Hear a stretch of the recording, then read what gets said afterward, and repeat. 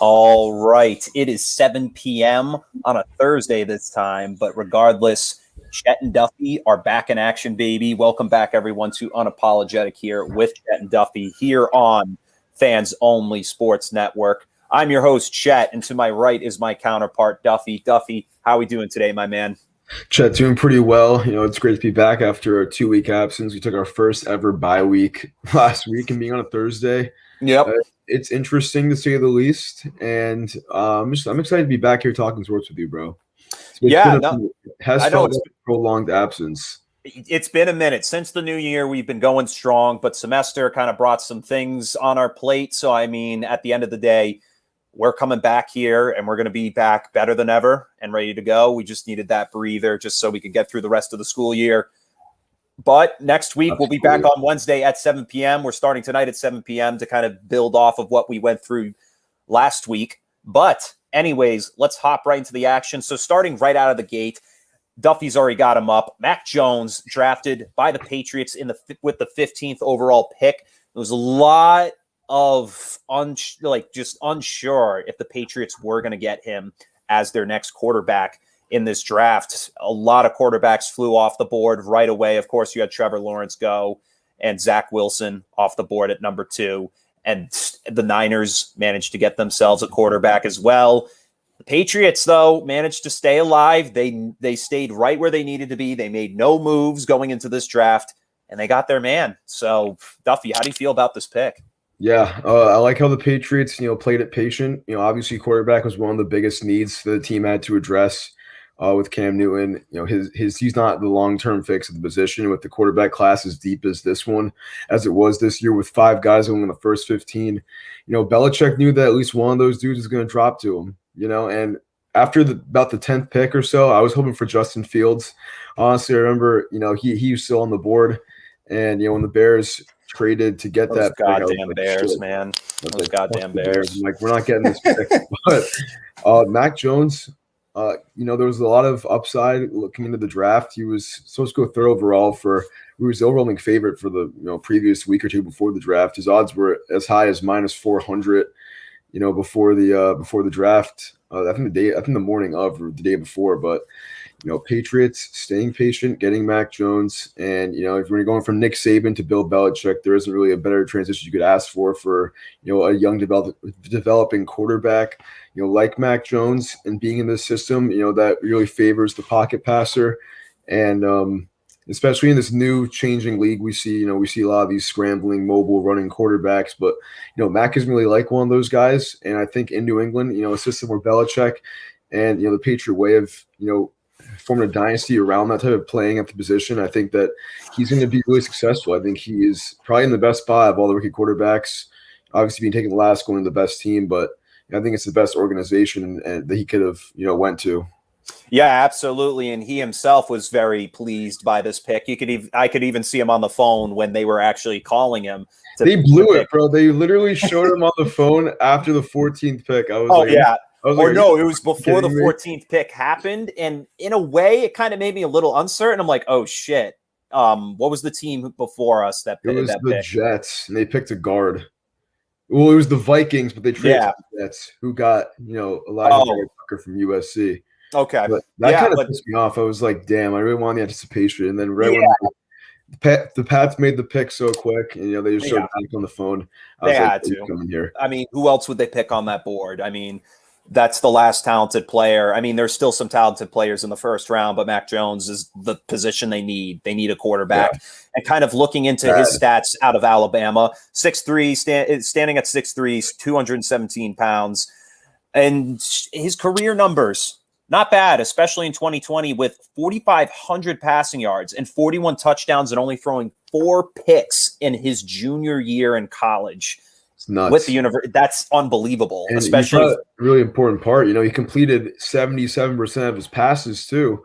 Yeah, which, you're playing 4 out of 5 passes, and that's not going to translate to the NFL immediately. But if you can get 70% or somewhere around there, he's not going to in his first couple of years, but he's going to be in this league for a long time if you can just keep that going. And a lot of the heat around Mac Jones that he was already throwing these NFL ready receivers, a la Jalen Waddle, Devontae Smith, even Jerry Jeudy last year. Yeah, but he's up to speed. with NFL caliber players. This could only, in my opinion, this is pretty advantageous for Mac Jones. Yeah. 'Cause now you're going to New England, which arguably has a worse receiving core than Alabama did last year. You could make the argument that Alabama's receiving core is better than New England's last year. And with new weapons, you'd probably be correct by that statement. Yeah, especially with the way they panned out. One of them won the Heisman, the other one, picked number 6 overall. Did you also see that clip of Jalen Waddle, by the way? Like when he got picked, he just walked out of the room, like head down. Oh, yeah, I think so. Because didn't he funny. get drafted by Miami? Miami. Yeah, that's right. Two to Waddle again. They're gonna. I think that's a good pick by Miami, though. Even though we're talking about the Patriots, Miami did make a good pick getting him. I think he's going to be a good addition to that wide receiver core that definitely needs some help with Devontae Parker constantly getting injured on that team and Preston Williams not really stepping out into the form that they thought he would be. Yeah. So I think adding Waddle to that offense is really going to help Tua Tagovailoa a lot going forward. And for the Patriots, like I said, Mac Jones standing in at 6'3". Tom Brady is 6'4", an inch taller, and he's a pocket passer just like him. And this is something Belichick is very much used to. It's very familiar to him. Obviously, we're probably going to see Cam Newton start taking snaps as the starter. We'll see how they battle it out in preseason, but more likely than not, Cam's going to probably get the starting job. And the offense is really meant for him at this moment. It's all set up for a mobile quarterback style offense. But the weapons definitely upgraded. I would probably give their grade right now is at around a B- B for the Patriots receivers right now. Because, you have Hunter Henry, Jonnu Smith, and then you made additions like Nelson Aguilar and Kendrick Bourne. Doesn't really add a lot of depth to the wide receiver core. Tight ends, you got a tandem there. You got a lot to work with. But for Mac Jones, this O-line is probably going to struggle this year without the likes of Joe Thuney being there at that guard position. You do get yourself a tackle. I believe they got Trent Brown back, or am I mistaken there? They got Trent Brown back in a trade. You still have David Andrews. And David Andrews coming back cheap. Yeah. So, you still got yourself an intact line, but I guarantee they're going to be missing the likes of Joe Thuney at that left guard position. So we'll see how the team transitions. But right now, for me, I personally like the pick. Could it have been better? Absolutely. There's no doubt getting somebody like Justin Fields or Zach Wilson or any of those other quarterbacks would have been 10 times better. And obviously there was a lot of talk that Belichick was going to make a trade, but Lord and behold, the fucking guy just decides to pass on everything, especially when he wasn't. I think everyone who's watched enough Belichick in the first knows round, they know trade. Because I think he made a day 2 trade, to get Christian Barmore, the another Alabama guy at number 38. D tackle, and I kind of like this Belichick draft class a lot, honestly. I'm not disappointed it's solid because we never know. Out of these 5 guys in the first round at quarterback, 2 or 3 of them are going to flop in the league probably. So and then also look at how much teams are asking for first round picks nowadays. The Niners had to trade an arm and a leg just to get the 3rd overall pick. And then the Rams, when they drafted Jared Goff a few years ago, and now he's gone, he's on to greater pastures as a result. They gave up at least 2 or 3 of their next first round picks, and they still don't have a first round pick to come because of that trade. The first round pick since 2015 or 16. 16, because that's when they drafted him. Since you were still in high school, bro. Now you're going to graduate. Who would have known? Who would have known? And now they have how many playoff wins to show for? 3 playoff wins? 0 in a way, but 0 Super Bowls. None of them really matter. One exactly. Playoff wins was a fluke anyway. 0 in my book. 0 in your book, man. Shout out to the LA Rams. Fuck you guys. You guys suck. We'll see how they do this year with Matt Stafford. Yeah, we'll see how they do this year with Matt Stafford. And I've seen a lot of stuff about the Rams. The Rams. Another thing I like to talk about with the Rams. The NFL schedule makers love giving the Rams night games because they just want to show off that big ass stadium. They got them playing the Bears week 1 on Sunday night game, the Chicago Bears. We have Andy Dalton / Justin Fields against Matt Stafford. And I think that's blasphemous. I think it's blasphemous that's. I think they could have picked a much better Sunday night slot. I kind of keep going. I want to see what the schedule is going to be like for week 1. Speaking of blasphemous things, let's talk about these ticket prices for this other hype game. Week 4, Tom Brady and the Bucs set to return to New England. He's making his return to Gillette Stadium on October 3rd. Really good team against the Patriots coming into Foxborough on Sunday Night Football. I said before, I think I said 2 weeks ago on the show, I said I would put any amount of money that this game is a Sunday Night Football game, and I would have won a lot of money. So we got and reported today the lowest price for a stadium ticket at Gillette Stadium that night, $1,400. It's insane. Yeah. Fucking ridiculous.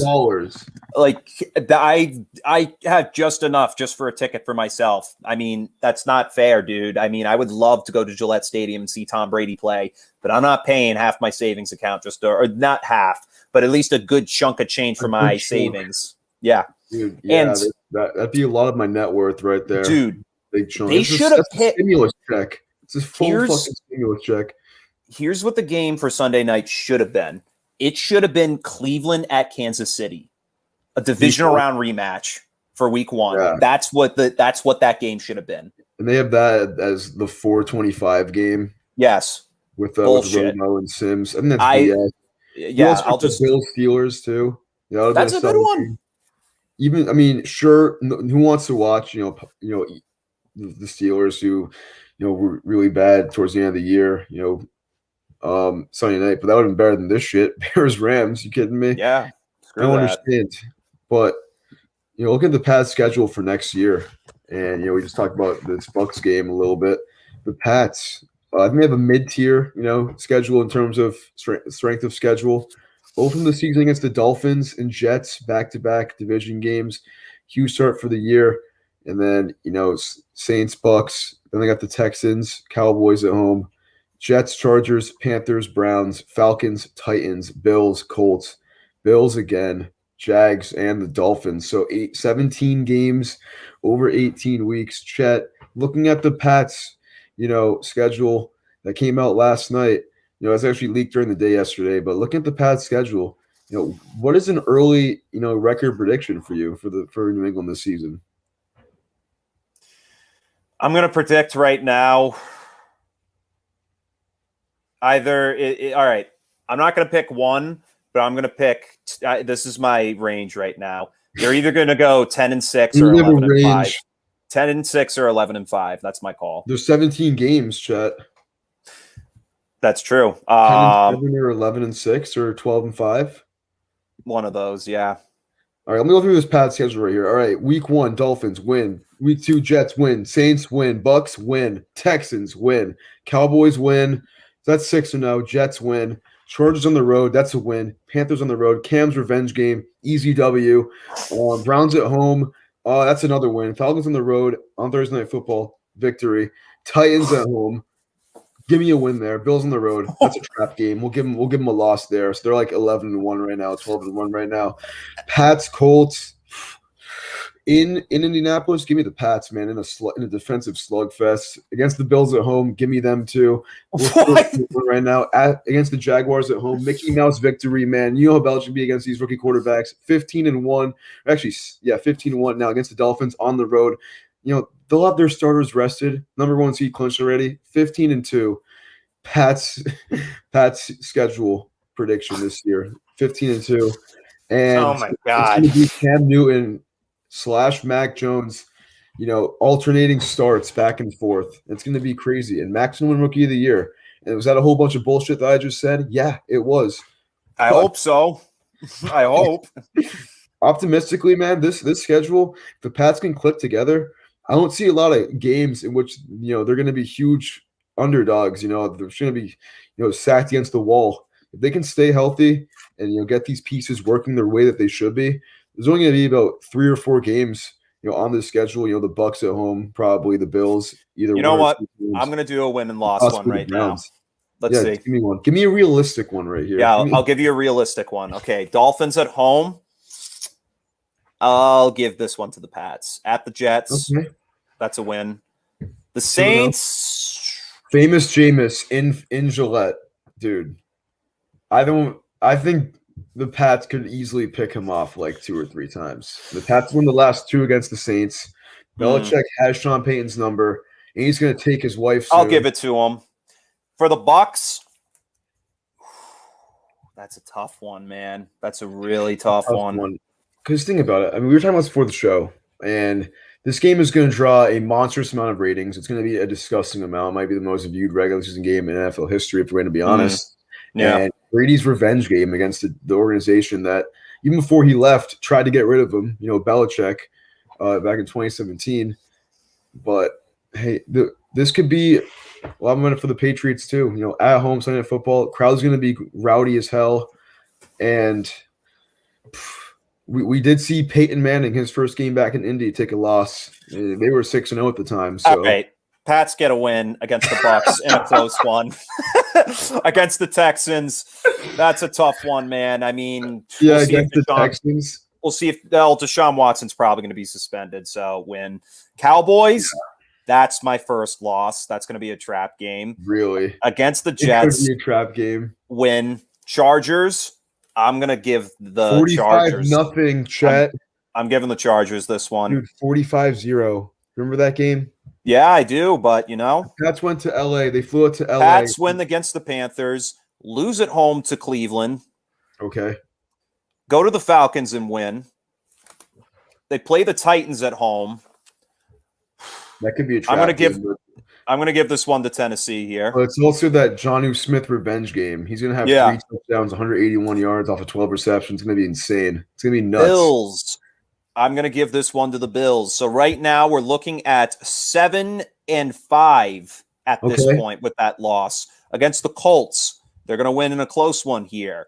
And then they're going to take the Bills in the second game at home. So right now we're looking at 10-5 right now. Not 9-5, 10-5. Yeah. Well, right now it's 9-5. Okay. And then against the Jaguars, that's a win. And then against Miami, that's a win, and they clinch a playoff spot as a result. So, like I said, it's right around the number I thought it would be. Obviously, a little bit more realistic there. It's tough because, honestly, there are some games on the schedule that could really be traps. Like Dallas, I think the Saints could be a trap game. Even the Dolphins week 1 at home. The Dolphins could come in strong against the Patriots here. Even Houston has potential, or even Carolina, I think, has potential to be a trap game being away. But nonetheless, I think the Pats have a pretty good squad this year. They made some great draft picks, some great offseason signings. I think they do have a shot to make a run for the postseason. Super Bowl, I'm not so sure about, but postseason is a definite. I think they have a very big chance this season with what Belichick's put together. I think it's make it or break it, baby. This is it for this team. They really got to start pushing. I mean, not it. I shouldn't say this is it, but it's definitely a defining factor to say we're still here. We're still in this league. It's definitely going to be huge, looking down the line for they can do even after this year. Let's definitely talk about that Bucks game right now. That, like you said, that's probably going to be one of the most televised games in NFL history. Most widely rated game, I should say, because like you said, you're talking about a guy who is the all-time greatest quarterback to ever play the game, played over 20 years of his career in New England as a Patriot, and then last season leaves the team, goes to Tampa Bay, shows the Patriots he can still win a Super Bowl without them. He does it. He is now a 7-time Super Bowl champion, the only quarterback, the only player to ever do it in NFL history. And now he comes back to Gillette to face his former team. The hype is there. The ticket sales are skyrocketing through the roof. They might lower as time goes on because obviously the coronavirus pandemic is probably causing these prices to go up because they don't project to have as many people in the stadium. It's just Tom Brady, man. It's just Tom Brady. But like you were saying, it's Tom Brady. Yeah. It's Tom Brady. He is the reason why these sales are going to be insane. You are not going to see another player like this ever again. This is the greatest player to ever play football, maybe to ever play sports, period. So at the end of the day, this is going to be a tough game. a really tough game because you're talking about Tom Brady knowing everything in Josh McDaniels and Bill Belichick's back pocket from start to finish. Granted, this is a time, like, because of that, this is the time for the coaching staff to really circle this game and drop some plays for it to prepare, because Brady's going to have everybody ready. Whether it's offense, defense, special teams, they're all going to be ready for whatever the Patriots have coming for them. This is a crucial game. I'm not saying the Patriots have to put all their heart and soul into this one game, but they really do, because this is a big moment. I love Tom Brady, but man, you are going to lose, and I'm going to be so happy when it happens, man. I'm going to love it. You're going to be wearing his jersey during the game too, and then posting a pic saying "fuck you" afterwards. Honestly, but yeah, like. if I had to predict the way this game goes, Brady's going to be perfect in the touchdown to interception ratio. He's going to throw 3 touchdowns, and we're going to see Leonard Fournette or Ronald Jones rush in for 1 touchdown. And then, depending who's quarterback on the Patriots at that moment, it'll be Cam. And think about it, if the Pats get blown out this game, then this could be Cam's last start. Yeah. Think about it. If he throws like 4 picks this game, and after the first 4 games of the year, if you're not at least 2-2, this could be his last start. So yeah. Depending on who the quarterback is, like you were saying, Cam could easily throw like 98 yards, touchdown, and run for like 69. Yeah. This is the rest of my prediction. So Brady's going to throw for around 350 and throw for 3 touchdowns, no interceptions in the game. And Ronald Jones will have a touchdown on 60 rushing yards.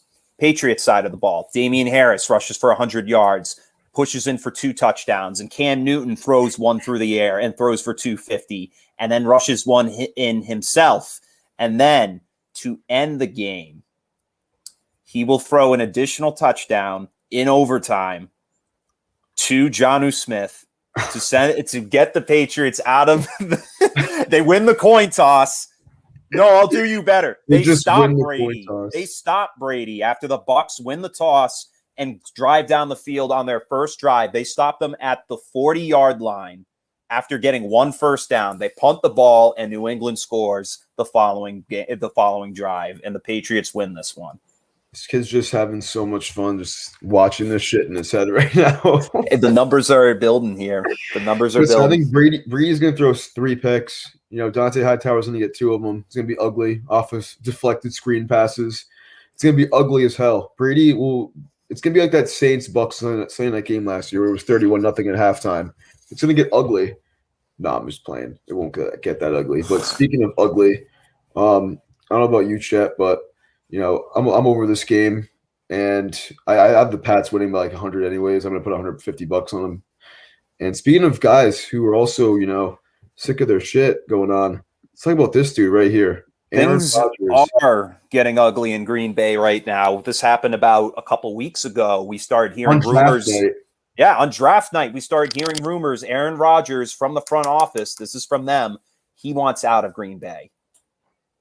And that's shocking in a way, but at the same time, I'm not surprised, because Green Bay has proven year after year after year since they won the Super Bowl in 2010 under him that they are just the biggest choke meisters on planet Earth. This team cannot help themselves when it comes to important game time situations. They just fucking choke on every important drive that they need to produce on. They do not live up to any hype that they go into each game with, unless it's the regular season. Other than that, like we've talked about this weeks ago, this is the Packers' last dance this season. Could it be cut short because Aaron Rodgers is upset with the way the team is being handled, saying that he wants the GM to get fired? And like we said, the cap space, it's at its breaking point. The only person they could sign from free agency was Aaron Jones. Nobody else could stay with the team. Bunch of people on the roster had to have their contracts restructured just so they don't have a tremendous cap hit next season. But this is it. This is the same team, just like the Buccaneers last season. The Buccaneers proved that they could win a Super Bowl again by re-signing everybody. The Yeah. problem is Green Bay just doesn't have the money in the cap room. They're paying Rodgers too much. They're paying David Bakhtiari too much. They're paying defensive players too much who don't deserve contracts like that. Zadarius Smith, Adrian Amos, just free. I mean, they're not bums, but they're not studs. They're giving too much money out. And because of that, this could cripple the team for at least 5 years down the road, because this is it for Rodgers. He is done. He is fed up. Does he get traded? We've talked, there's rumors floating out there that maybe the San Francisco 49ers, the Las Vegas Raiders, or the Denver Broncos might want to be front office candidates to make a run for him. For me, the Denver Broncos need to make a run for a guy like him, because we've seen the success that franchise has had with a longtime legend, Peyton Manning, who went from the Indianapolis Colts over to Denver and won a Super Bowl a few years later. That defense is still a very stacked defense, very tough. That's a defense that can really bring a lot to the table. And that offense, you got Melvin Gordon, Noah Fant, Cortland Sutton, and Jerry Jeudy. It's a solid offense enough that I could see Rodgers producing very good numbers there. Not spectacular, but very good. Enough to get the Denver Broncos in AFC playoff conversation. Me too. And I think he does get traded, it will go to the AFC. You know, we've seen many reports of him going to Denver or Las Vegas. I saw something interesting that, you know, Cleveland is a team that should trade for him. I saw that earlier today, and I was like, the Browns. It's the Browns. Think about it. The Browns, they're a quarterback away from, you know, being a legit contender. And a guy like Aaron Rodgers, you know, yeah, he's 38 years old. He's making a lot of money. And yeah, you have Baker Mayfield at the helm, but you know we've seen, you know, these teams kind of, you know, trade for just one championship run. We saw the Toronto Raptors getting Kawhi Leonard the other year, and it worked out for them perfectly. And they got a ring out of it, and they're probably win one again for a very long time. So yeah, you know, if you're one of those brink teams that's a quarterback away, you know, because that Browns roster is stacked anyways. On offense, defense, their offensive line, the receiving core, their running backs, the two-headed monster, and Chubb and Hunt, you know. They have a lot of weapons on that team. So if they were willing to, you know, make a run for Rodgers and maybe have him spend his last, you know, 4 seasons in Cleveland, you know, that would shake up the NFL. I think that'd be really interesting. And, you know, I think that's a team that, you know, should make a splash, because, you know, Baker Mayfield, you know, with all due respect to him, you know, he's not beating Patrick Mahomes in a playoff game. And yeah, he was very close to last year. That's because Mahomes was knocked out in the third quarter. So, you know, make a run for Rodgers. Whoever does make a run for Rodgers, you know, like any of these big, you know, free agent, you know, guys in the trade blocks, they're going to become a, you know, exponentially better team, you know, on both sides of the ball, really. You know, it doesn't really make any sense, but it kind of makes sense. But hey, Rodgers, man, someone's got to make a move for him. Whoever does, it's contenders. Yeah, and I mean, we look back to 2018 when Rodgers signed that contract. One day after Aaron Rodgers, and this is a ESPN article by Rob Demovisky. One day after Aaron Rodgers signed a record contract extension worth $134 million with the Green Bay Packers that ran through the 2023 season, that day was largely celebratory on the part of the quarterback and the team, except for one ominous remark. I don't think this guarantees anything other than maybe the first 3 years of that deal. 3 years later, Rodgers and the Packers have reached that point, and neither side is in a good place. There you have it. The contract does not meet what he wants. And obviously, they've had to restructure him already. He's not getting paid. The team's not winning. He's not happy. Am I surprised? No. I'm not really I was a little shocked, but I'm not. The Packers have proven themselves to not be legitimate in terms of winning in the playoffs when it matters at all costs. It's true. And there was a lot of, you know, speculation that he hadn't won at Green Bay in a while. Did you actually hear that Adam Schefter initial report there was nothing, you know, concrete about that tweet that he won out of Green Bay? It was just a lot of speculation that he's accumulated over the last few months. And he got a lot of backlash for that, not getting, you know, an actual, you know, resolute statement that Aaron Rodgers didn't want out of Green Bay. But if the rumors are circling for this long, I can't even really blame him, you know, for letting the information out and, you know, giving, because it was kind of a given. You know, we've seen, I think 2021 is the offseason of the quarterback discomfort. We see it with Sean Watson, who wanted out of Houston, bad organization. Now he's obviously dealing with his other fucking issues, in court. Russell Wilson, even with Seattle, who wanted out, or allegedly, teams are trying to make him run. But now Aaron Rodgers, time will tell. Is he going to be in that same boat as Russ, where he doesn't get traded, where it's just a lot of talk, or is he going to get actually dealt to another team, and spend the last years of his career elsewhere? And, we've actually, heard other things too, that Brett Favre was talking to Aaron Rodgers himself, and that he doesn't want to be there anymore. So I think Rodgers is just ready for, a fresh start, midlife crisis. You might be able to say he wants to play somewhere else, and I don't blame him. 16 years in Green Bay and you only have one championship, with that Hall of Fame talent. Yeah, Rodgers, I'm not going to say it's not all in the organization's fault, because Rodgers, a lot of the times in those big games, didn't set up when he needed to, some of those conference championship games for the last 6 years. So I'm not particularly excited to see what Green Bay can do, because, even with Jordan Love, I think they're going to be a mediocre team. Yeah. And, Rodgers kind of saved them from being mediocre the last, And now Devontae Adams kind of wants to jump ship. I don't know if you saw that. Devontae Adams wants to jump ship. It's not like a full concrete report, but basically they're saying, if he goes, I go type thing. He's not going to be too happy if Rodgers leaves. He's going to be pissed. Yes, Jordan absolutely heated. Yeah, he's just going to be like, fuck this bitch. I'm out of here. But we'll see what happens. We'll see what happens. We'll see what happens. For me, I think they're going to keep him for at least a season. If it doesn't work out, he's out. That's the way I see it.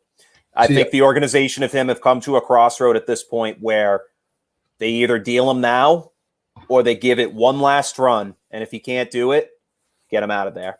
But if he does get traded, my pick is Denver. I think Denver makes the most sense out of any of the teams that are out there right now. Sure, Las Vegas brings some heat to the conversation, and sure, San Francisco does too. Even Cleveland, but I don't think Cleveland's going to do that. They drafted Baker Mayfield with the first overall pick. That's a long shot pick. But Denver makes the most sense. It's a team that's offense is growing. There are a lot of young guys on that offense. That defense still is pretty reliable. It makes sense to me. I don't think you go to any other team other than that, in my opinion. Niners, they're already falling apart basically with their draft picks and their injuries from last season. We'll see if they can pick it up this season, but that is yet to come. So those are my final thoughts on that. And with that, we're going to head to a commercial break. And when we return, we're going to really triple fist Bruins, Red Sox, and Celtics into one setting. You just said triple fist. Hey, I'm trying to think of something snappy. That's the first thing that came off the top of my head. But anyways, we're going to hit a commercial break. We'll get to Bruins, Red Sox, and Celtics coverage. We'll be right back after these messages.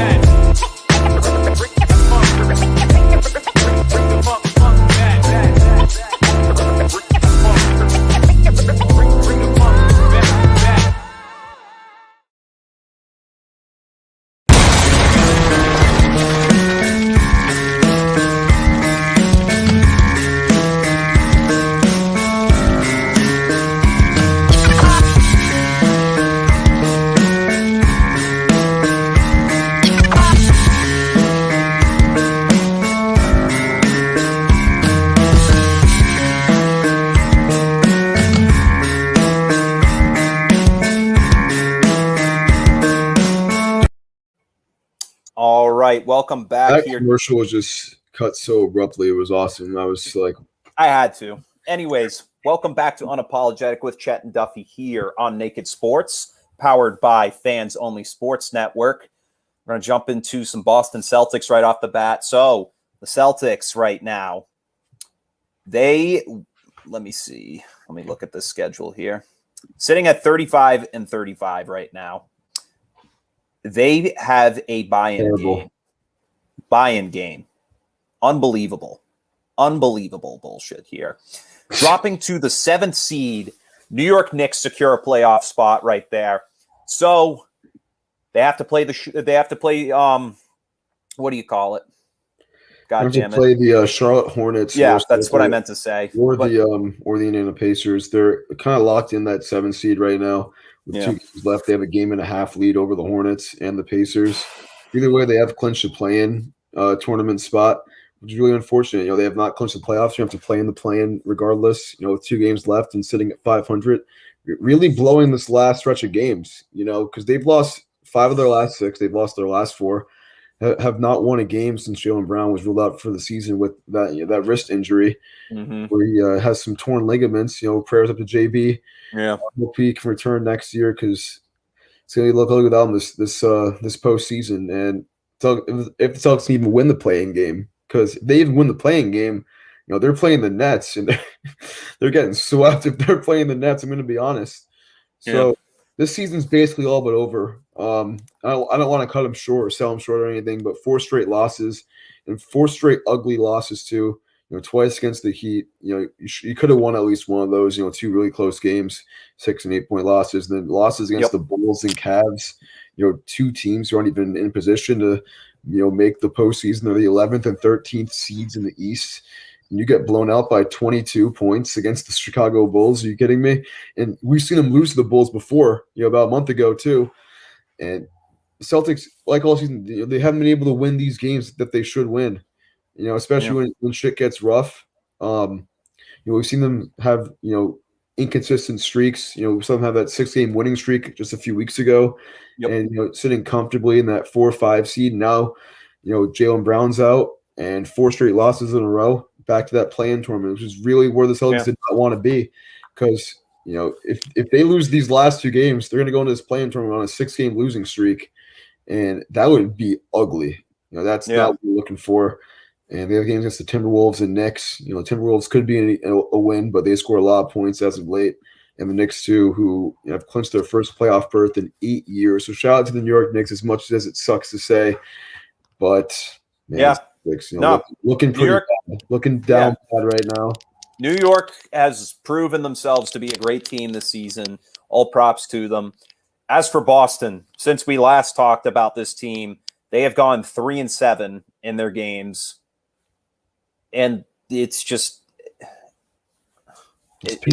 I'm speechless, because the team has talent with its starters. Its bench is pathetic, so I have nothing to say about that. The season's over. The season's over if you're a Celtics fan. You just watch the season. The postseason, don't even bother. If they win this buy-in game, if that's a big if here. Well, they have 2 chances too. If they lose the first game and end up being the 9-10 winner, and then they'll be the 8 seed, and they're going to have to play the Sixers in that case. So either way, it's looking ugly. Yeah, and it's ugly regardless, because if they stay in this 7th seed, they're going to have to play the Nets. Yeah, going to have to play the Brooklyn Nets. And, either way, they're going to get swept, or at least win 1 or 2 of those games and still lose the rest of the series. Yeah. So, going forward. Not enough depth, not a lot of star power now, with Jaylen Brown out. Now it's just Tatum leading the pack. He has been carrying lately, or at least doing his best to. But he's still a young dude. We see it late in the end of games when they're losing and playing bad basketball, that he gets riled in his own head. Kind of has some fuck this body language, this and that. And it's tough. And a word from your young leader. Yeah, and a word from the wise about from a friend of mine who's appeared on the show here. Signing Kemba Walker, one of the biggest mistakes this team has ever made. Yeah. It was one of the biggest mistakes. It's one of the this team biggest has ever mistakes, made. dude. I mean, you could say it was a mistake. He made the All-Star team last year, but has played extremely inconsistent this year. Has had some solid games, left and right, but he's no longer a second option on the team, or a consistent one at least. Yeah. Especially with his injury issues. We talk about it every week. Availability really is a skill in the NBA and in all leagues, really. And that's kind of what Celtics season's come down to. A lot of injuries, a lot of banged up, shit that really messed up the chemistry along the way. And just enjoy these last couple weeks for the 2021 Celtics. Yeah, it's all you could do. I mean, this team doesn't have much to bring to the table in terms of what they have on that offense and defense. You get what you pay for, and I kind of blame the front office a little bit for not really doing anything aggressive at the trade deadline to get them anybody that's really worth the team's time, especially with the talent they had. This could be a totally different team. Even off-season, just rough, really rough. So, I mean, going down the line, I don't know where I see this team next year or even the season after, but it's just not looking good. And obviously, we're talking about potential head coach, new head coach potentially. Yeah, I thought that until today. I saw that Danny Ainge actually said today that Brad Stevens should not be judged off of one bad year. So I think his job security is pretty good right now. Barring a lot of pressure from the organization. I hope not, because I do like him. I do like him as a coach. It's just it sucked because we've just been on the cusp every single year, and something happens where the team just falls apart. Yeah. We'll see what happens with Brad Stevens. We'll see if he stays. It's tough. Yeah, it is tough. Life. It's been tough ever since 08. Yeah, in 13 years. Think about that. That's the longest. Us Boston fans are so spoiled. 13 years feels like so long. I remember I was in first grade when that happened, dude. And yeah.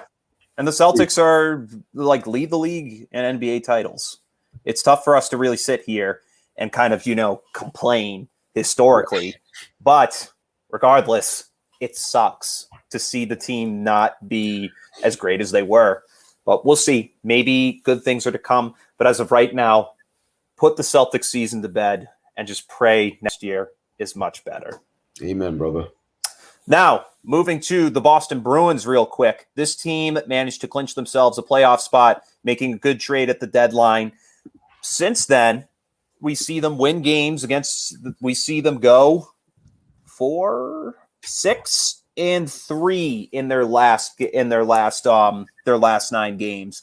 But one of them was a very crucial loss to the Washington Capitals. Regardless, they're going to play the Washington Capitals in the first round. That is going to be this Saturday at 7:15 on NBC. Capitals are tied with Pittsburgh. Pittsburgh did clinch the division.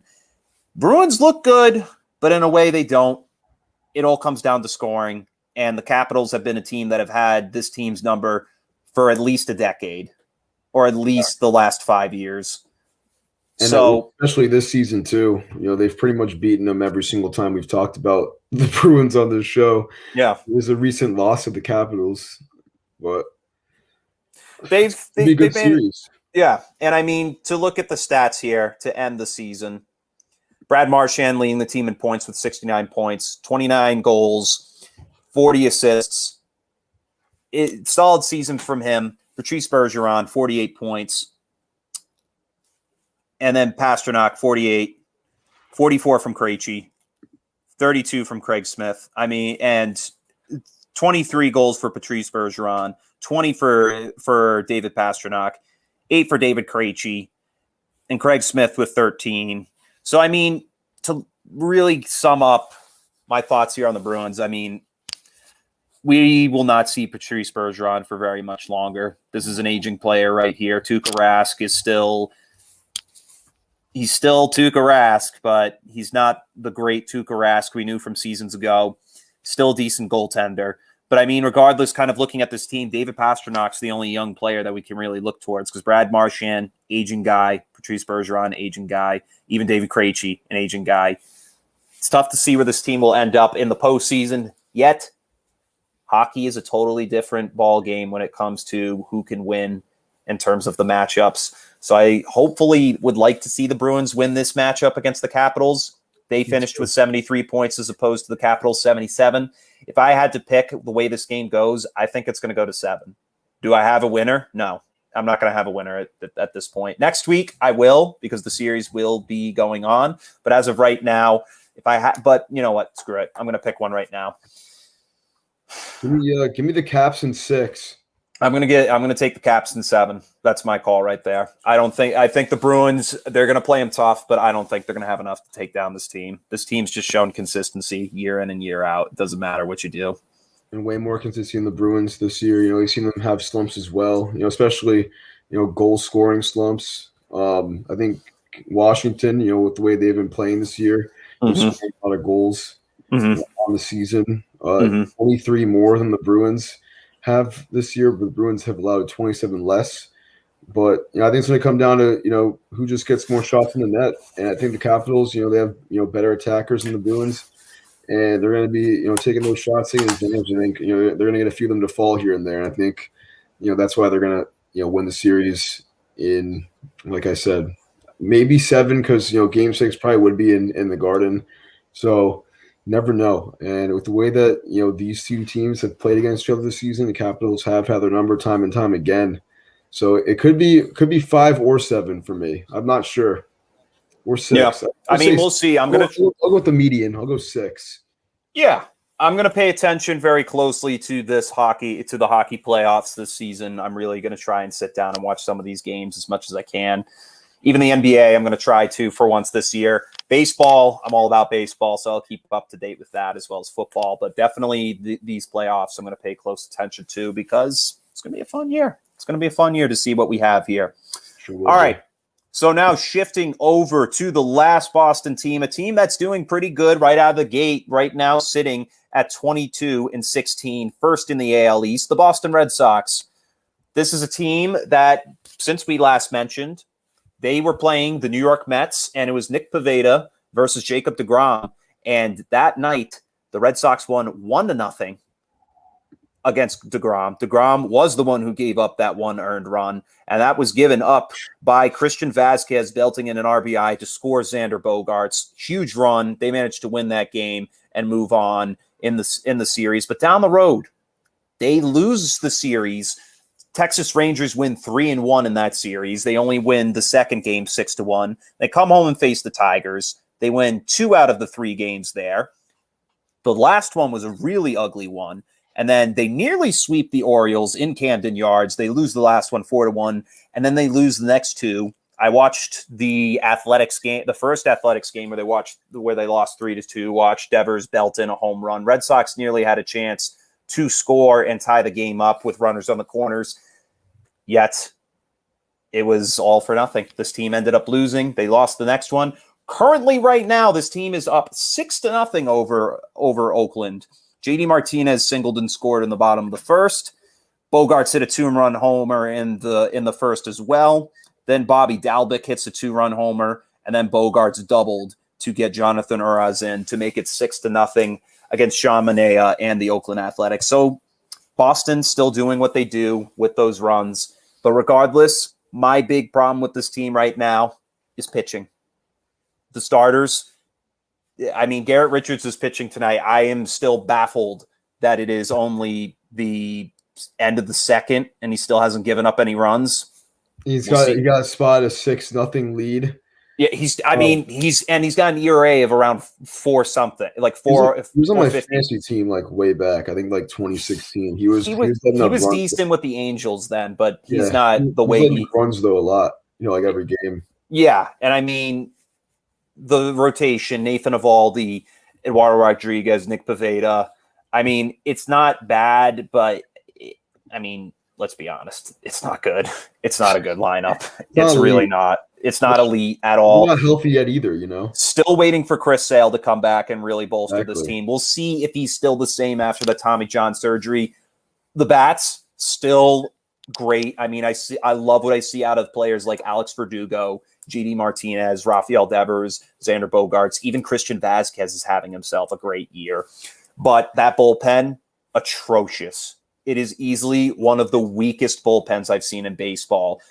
I watched them play the Tigers where they won 12-9, and the Red Sox actually, I believe, had that game tied at that moment.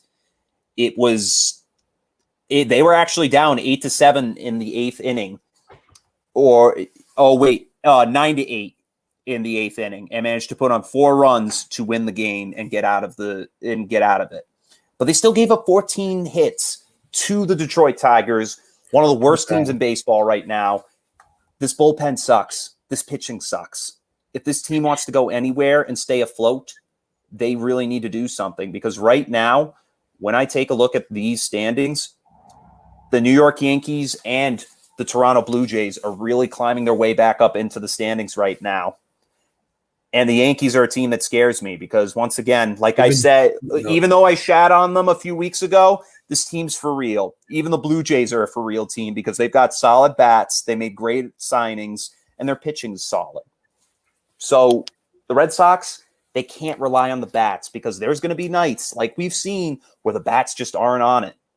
The pitching needs to be consistent in order to keep teams in games, because right now in the MLB, pitching is everything. For sure. Bats, the game. They are taking over the game. And you want to know something? I love it. I love to see pitchers do great. I love these guys that are really coming out, like Jacob deGrom, Steven Strasburg. I'm trying to think of just random pitchers off the top of my head. Let me look at some teams. Trevor Bauer, Clayton Kershaw. You've got, Garrett Cole's a great name to have. Blake Snell. You've got Justin Verlander still. There's pitching all around, really. There really is. And, for the Red Sox, it's going to be tough sledding. It's going to be tough sledding once the next month comes around, especially when we hit the summer months. Because right now, the bats are still kind of hot, but wait until the pitching starts to heat up even more and teams start to get an idea of what you're waiting for, what you're sitting on, what you're going to hit, what you're not going to hit. It's going to become tough. And then in those moments that we'll see the struggles from Boston. As of right now, ride them high. Enjoy being in first place. The Blue Jays and the Yankees right now are behind by a game. And just wait for the Rays, because the Rays, I don't think they're out of this yet. They were the ALCS champions last season, did lose in the World Series to the LA Dodgers, but this team's still good. This division's tough. It's a really tough baseball division this year.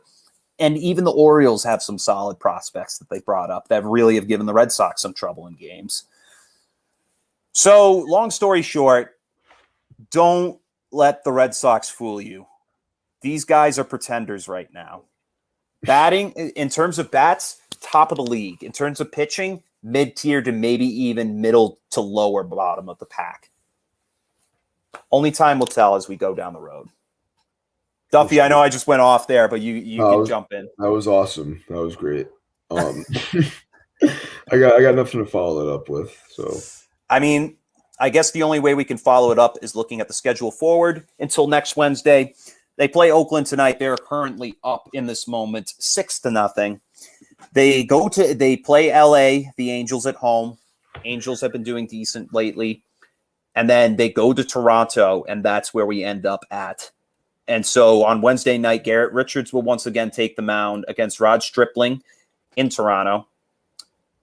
And even looking at some of these matchups, Pavetta, Perez, Martin Perez, and Nathan Eovaldi. So, we'll see what happens. Let's see. So this is 5 games. I say they win tonight. I say they win tomorrow night. They lose the next game. So that's 2-1. Then they're gonna win the next one, so they'll beat the Angels, and then Eduardo Rodriguez will get his second loss on the season, and then for Wednesday, they're gonna lose that one too. So they're gonna be 3-3 by next week, is my opinion. But I think we'll see the Yankees probably take this back in terms of the division. Yeah. They've been heating up lately, so gotta keep an eye out for the Yankees. They still are on paper, arguably the best team in the division. Winning 8 of their last 10 games. They have extremely better pitching than the Red Sox. Yeah. So it's going to come down to that a lot. And also another big headline is look at the Los Angeles Dodgers going 4-6 in their last 10, sitting at third place in the They haven't West. been the same since the Padres messed them up. Oh yeah, dude. And dude, I love the Padres. I honestly really like that team with Fernando Tatis Jr. and Manny Machado. I mean, I just love what I see out of that ball club. They've got a lot going on there with pitching and bats. And then the Giants. The Giants are first place. They're back. They're in first place in the West. Madison Bumgarner gone. He's with the Arizona Diamondbacks now, who currently are sitting in fourth place at 5.5 games out. Colorado Rockies are bummed, so I won't even worry about them. Cardinals look good. I already knew the Cardinals were going to be good. The Reds are surprising me right now. I thought they'd be a little bit better. Cubs, disappointing, but this team's kind of aging. New York Mets. The Mets, I'm not surprised. They're on a 7-game win streak right now. This team is red hot. I love what this ball club has to offer. The Phillies are good. Atlanta Braves, they're hitting some struggles, losing their last 3 games. Astros starting to creep their way up, but I like Oakland in this division. I think Oakland's got a lot of talent in terms of pitching and bats. And then the White Sox and the Indians are probably going to be battling out for the Central. I still see the White Sox taking it, but the Indians still have some stride left of what they had from their ball club a few years ago when they were always riding high. So we'll see what happens. I like what I see right now. Baseball's crazy at the moment. I love how we're kind of being kept on our toes every so often, but sure. Yeah. Absolutely. Any closing thoughts, Duffy, before I end the show? I mean, just keep watching the Sox. Turn on Nesson tonight, right now. I might after this, as soon as I end this video. Anyways, thank you all for tuning in once again to Unapologetic with Chet and Duffy. We're back after the break, and next week we will be back on Wednesday at 7 p.m.